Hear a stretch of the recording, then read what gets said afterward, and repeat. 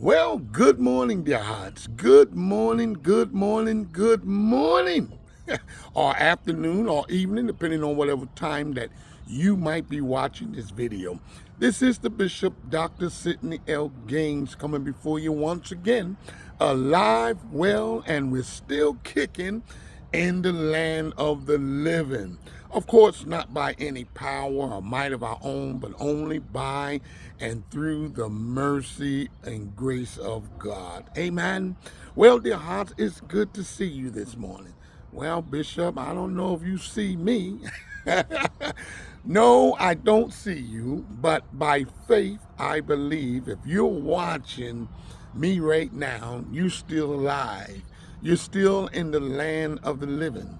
Or as I heard one person say, you're still on the scene trying to work out the American dream.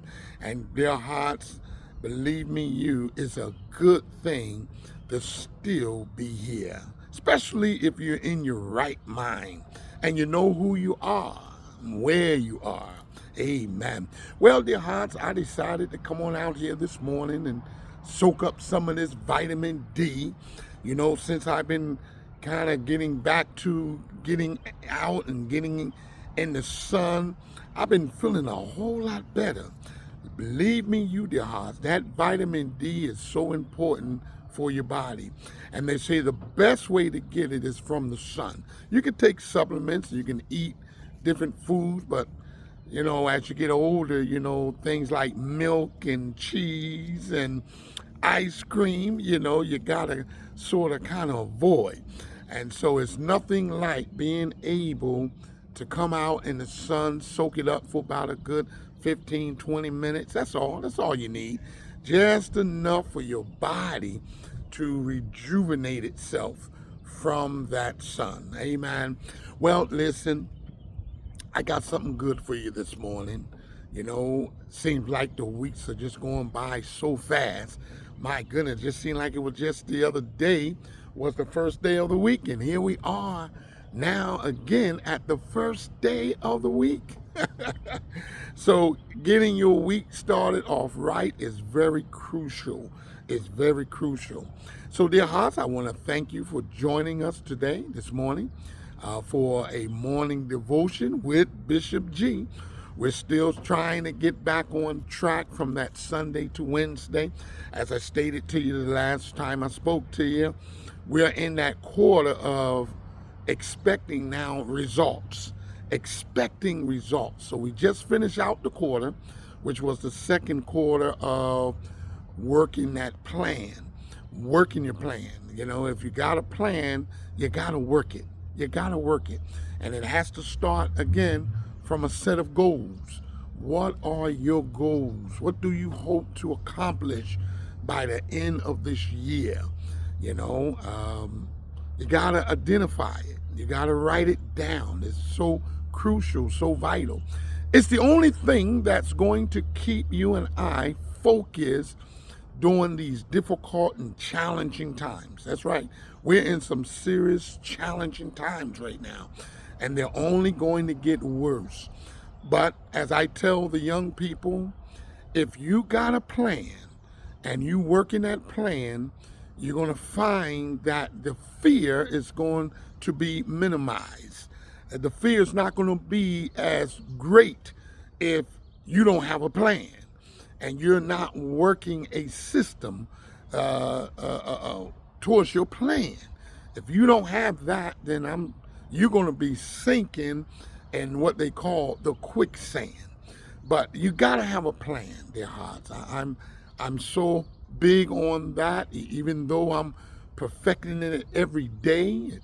Sometimes it's a challenge for me, but it's the only way that you're going to see your way through and see yourself out,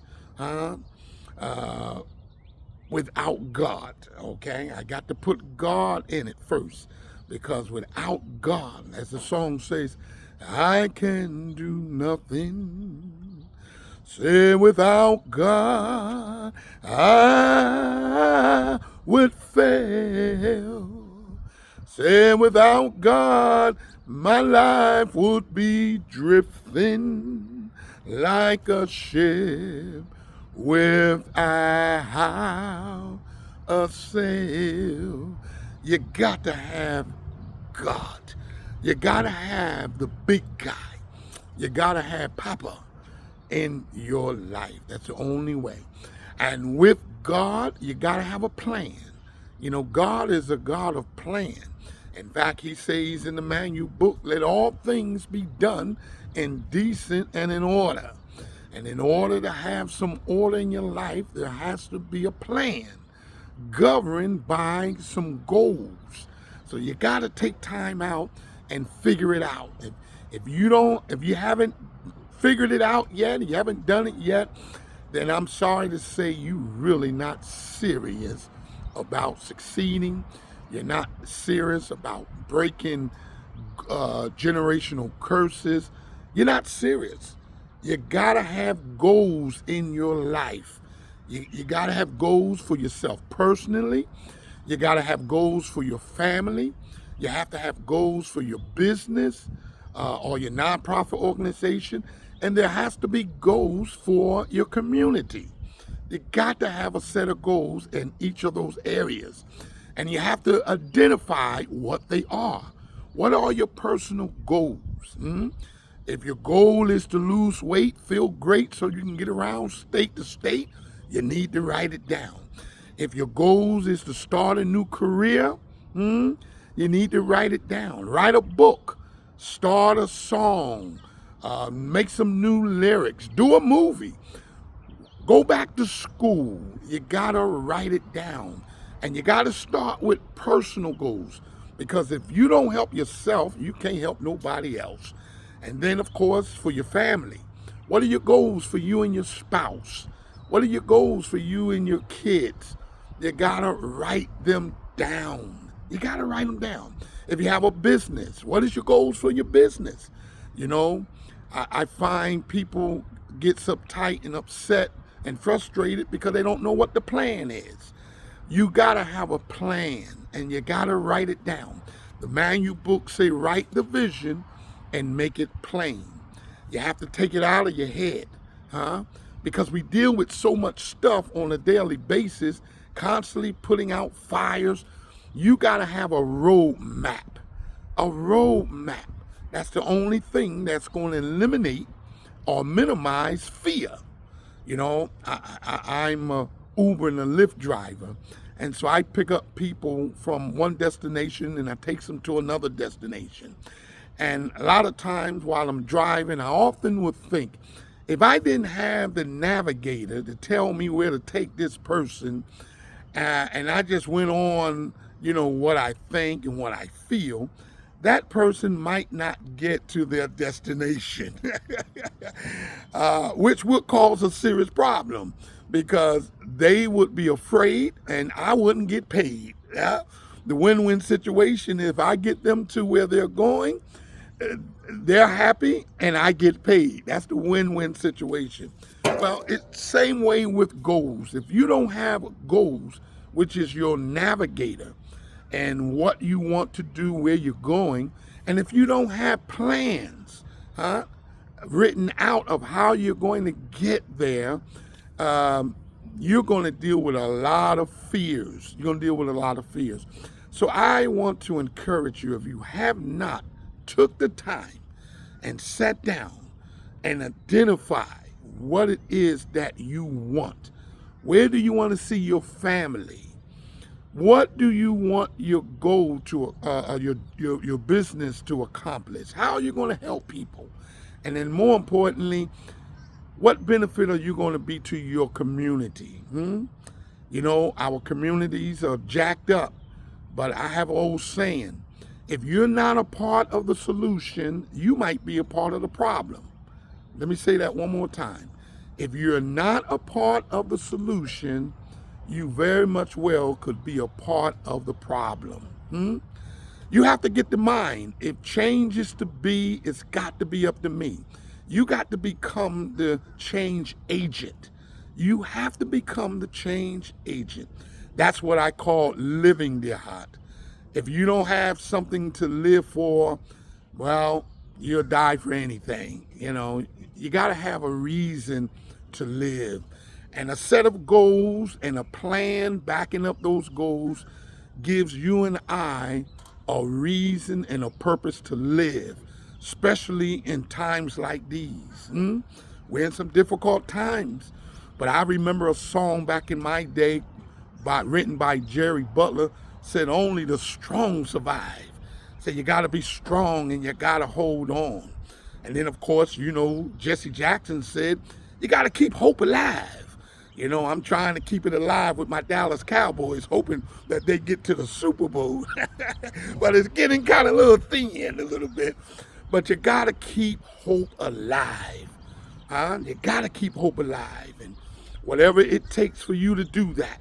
That might be coming out here on the water, watching the water, looking at the sun, listening to the birds.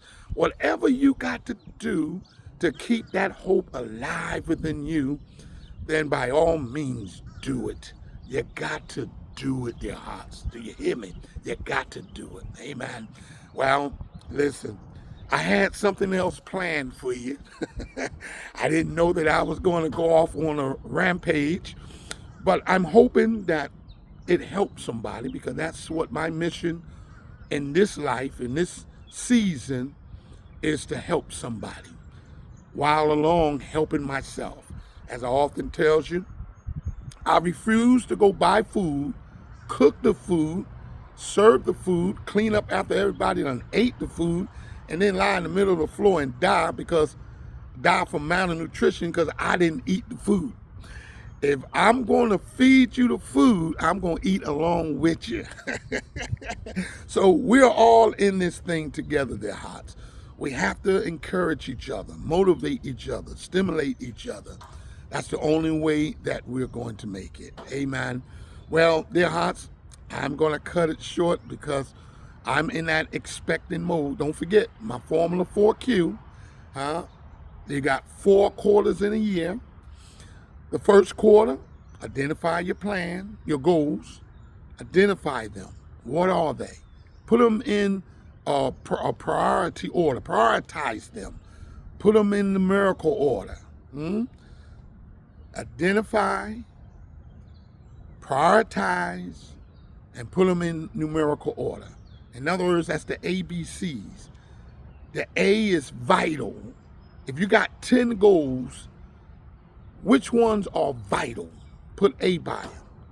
Which one are important? Put a B by it. Which one it'll be nice if you can accomplish? Put a C by it. And then go back and look at all the A's. You might got 4 A's that are vital. Then put them in numerical order. Which one is A1, A2, A3, A4, and so on with the B's and C's. And then after you've done that, now you have to create a plan for each one of them. How you're going to go about it. Okay? That's what you should be doing in your first quarter. After you've done that, the second quarter, now you got to work it. Work it, JT. Work it. Work that plan. Plan your work. Work your plan. Listen to me, husbands. Your wife will be very pleased. Listen to me, parents. Your children will have a chance. Listen to me, children. Your parents will be so pleased with you, they won't know what to do. That's the first quarter. The second quarter, you got to work it hard. And the third quarter, which we're in now, those that have been following with me since January, and maybe if you haven't been following me and it's your first time, begin your quarter this month. Make this month your first quarter and do those things that I said. But those that have been following with me now, we're in expecting mode. Expect results. If you plan your work and you work your plan, expect it. Expect it. Look for it to happen every day. You might have to do a little tweaking here and there, but you're in expecting mode so that when the fourth quarter comes, the last 3 months, you can celebrate. No need of celebrating if you ain't got no plan. No need of celebrating if you haven't worked your plan. All right? So, dear hearts, listen, I hope and pray that you have an awesome day today. I think I done soaked up a little bit of the sun. I got my vitamin D for today. I only need 15, 20 minutes a day. That's all you need. Then you got to go put in a little exercise, drink plenty of water, read a nice, good book, listen to some good music. Trust me, dear hearts, that will begin your week off on the right step. Well, listen, I got to go, but as I often say, keep the faith, stay in the race, maintain your pace, and whatever you do, don't fall on your face, because you can't afford to be a disgrace. This is your Dr. Bishop Sidney Gaines coming before you, live well, and I'm still kicking. I'm about to leave the building. God bless you.